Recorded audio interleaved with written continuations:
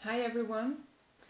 Today I'm going to do a review of one of my favorite art supplies, which is the Kuretake Gansai Tambi that I've been using for half a year now, and I think I've gained a fair amount of experience with it now to be able to evaluate, how these paints perform, what are the pros, what are the cons. So I'm going to compile that in this short video. Also, please excuse me, I don't have a professional filming equipment, so I'm going to record this with my tablet, but still I will do my best. Also, this video is going to be focusing on Lightfastness. I have made a Lightfastness test myself. As you can see behind me, I've been doing Lightfastness tests. One of them is Kuretake. The other two, actually the other three are other paints that are not going to be featured in this video. So I will take it down and we can see how the colors performed. They've been exposed to direct sunlight for over over 2 months now, almost 3 months. So yeah, let's see the results. So here's my palette. As you can tell, this is the 36 color set that includes the gold.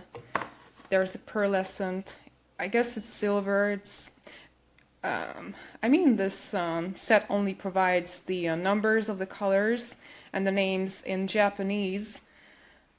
You can actually look them up on jet bands. They do provide the names of the colors, which tend to be different. For instance, like here.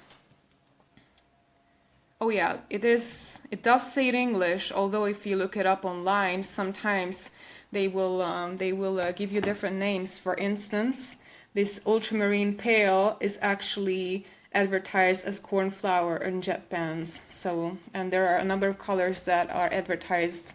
You can purchase them individually. So if you look for individual pans, you will see different names. So I suggest that you look for the numbers and not the names, because the names of the colors don't always match. So that's the first thing that you should be aware of. As you can tell, the colors are super vibrant, and one of the reasons they are so popular is because they are super vibrant. So if you're into that, then it's definitely for you. Also, these paints are more on the opaque side. So if you like gouache or opaque watercolors, this is the paint for you. You can dilute it and use it as watercolor, but just so you know, these paints perform more as gouache. For instance, they reactivate on paper, which makes layering difficult, I would say. It is something that I myself experienced. It's not ideal for layering. So if you're more into opaque colors, gouache, then that's definitely a set I would recommend for you. Also, as you can tell, there's plenty of paint. This is huge. I mean, just look at that. And the pans are huge, and they will last forever. I mean, I've been using these on a weekly basis, at least twice a week, for over half a year now, and there's barely any paint gone. I mean, some of the black, because I use a lot of black, that's like going, but the rest of the colors, I use a lot of greens. Yeah, one of the things that I like is that there are quite a lot of greens in this set, so it's also very good for landscapes. So I don't really need this many reds. I basically only use this scarlet red and sometimes this plain red. I don't really use these other reds.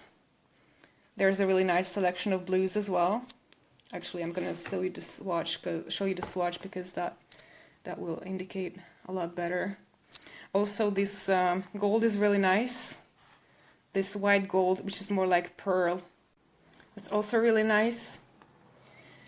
So yeah, what I also like about this, like I said, it's closer to gouache, so it activates really easily and becomes this creamy paints. So actually I will try to do it quickly and just show you. I'm gonna pick this scarlet. See how easily it activates. Like I said, it's kind of more like gouache, although you can water it down. And so instead of doing a live painting or like a speed paint, which I can't really do, I will show you a couple of drawings that I did in my sketchbook, and also I have two bigger paintings in my room that are displayed on my wall. So I'm going to show you what it looks like. And oh yeah, then on to the Lightfastness. So I'm going to just leave this here and show you some of the works that I made using these colors. So this is my sketchbook. As you can tell, it's spiral bound, and I've been using it for a long time now. It's almost finished, and I tried so many different mediums in it, but also Kuretake Gansai Tambi is probably my favorite so far. So I did these two in April when the Notre Dame burned down, and I was really touched by that, and I decided to create some art and that makes reference to that. So I referenced this painting from a photo that was taken, and yeah, I only used Kuretake paints for that. I think this is the violet, this is the scarlet red, orange, the black, and this is actually a very good example because it shows both the watercolor effect and also the opacity. If you lay it on thick, how it becomes like gouache. This is actually like gouache. I really like how it turned out. I'm quite happy with this. Also this other one, which is a quick sketch of the Notre Dame, also using the paints. I think this was the cornflower or pale aquamarine, and I just mixed it up like black and white and created this really opaque gray. And yeah, this is like yellow ochre, I think.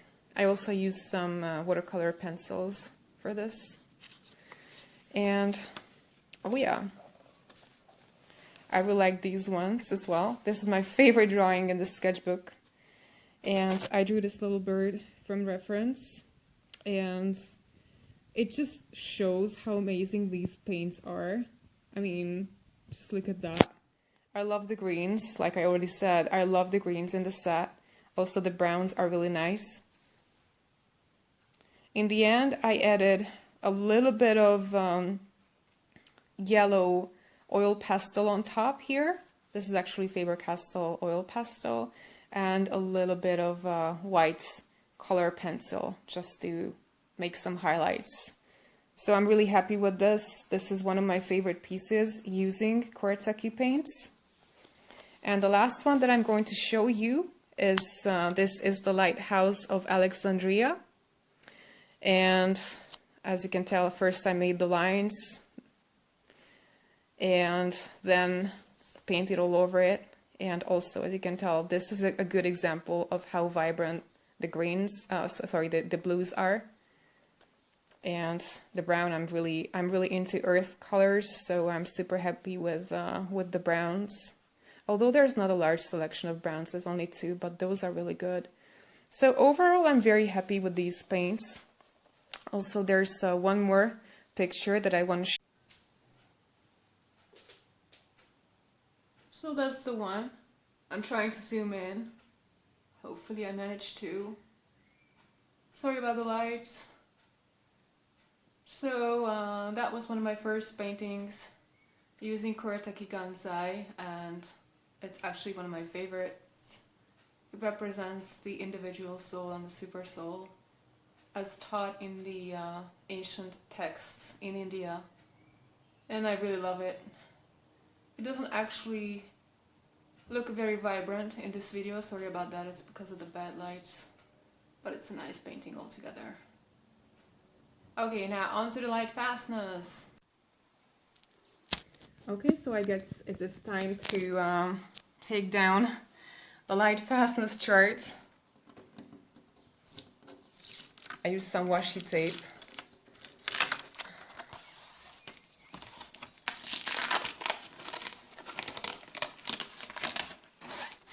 Okay, let's see. I'm really excited.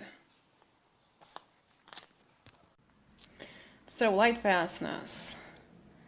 So I put these up in the window on April the 2nd, and it was going to stay there until July the 2nd, but because I'm leaving for England very soon, and I'll be away for months, I decided to take it down and see how it turned out. So it's been a good 2.5 months now. So let's see how it performed. Just going to remove these. It contains all the colors except for the gold and the pearl. I don't actually include those. So I'm just gonna remove this as well. Okay. So let's take a look. Okay, so the red number 32, Carmine, Cadmium Red, Cadmium Scarlet. I'm impressed. Because, I mean, this chart has been exposed big time to direct sunlight. Okay, Rose Madder, that was expected. I knew about that one. This color, Rose Madder, is fugitive. That's something that I knew about, so I'm not actually surprised. On this Rose Madder Deep, I guess, that had to fade a little, but... And even under the paper, it kind of faded.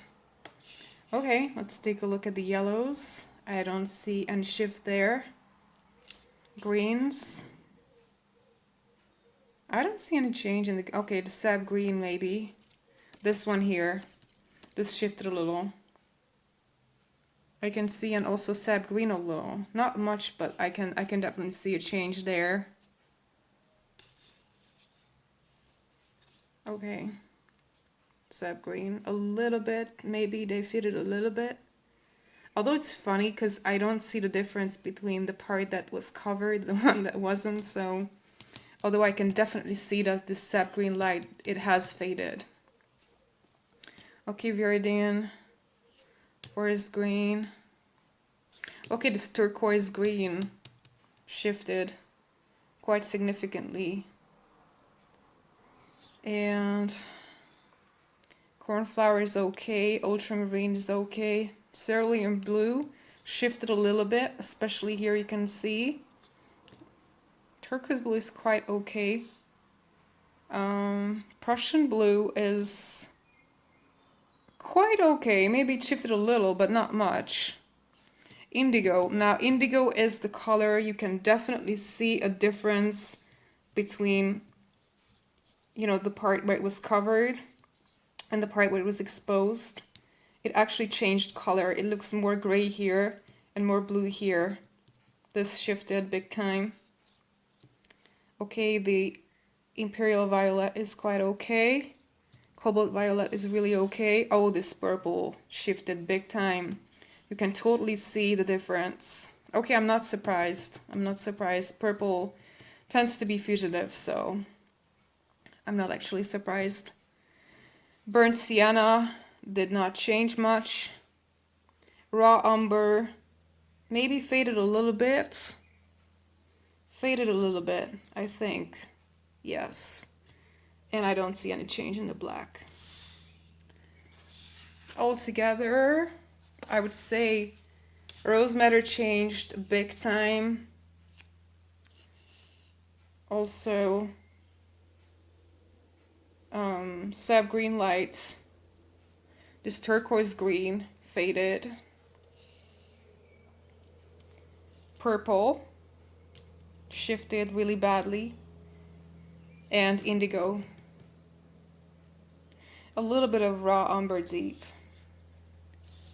So the reds performed really well, the yellows, some of the greens, some of the blues actually. I'm impressed with the blues. So yeah, that's it about the Lightfastness. I'm really impressed altogether.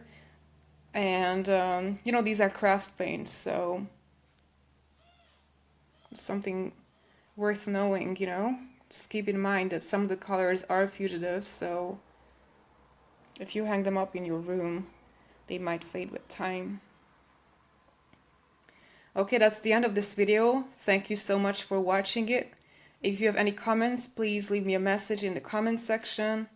And hopefully I managed to summarize everything I wanted to say. Okay, have a nice day.